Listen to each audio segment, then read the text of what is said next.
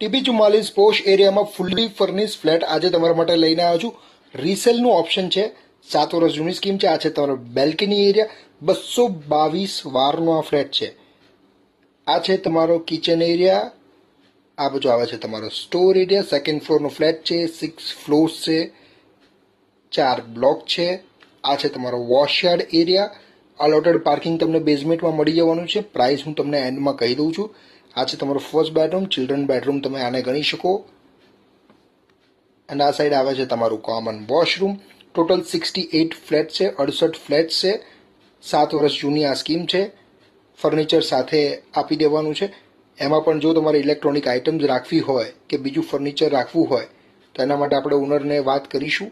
એ બધું નેગોશિએશન્સ ઉપર જાય છે કે તમે કેટલું નેગોશિએશન કરાવો છો. આજે તમારો થર્ડ અને લાસ્ટ બેડરૂમ. આમાં તમને અટેચ વોશરૂમ મળી જાય છે. વોર્ડરોબ ને એવું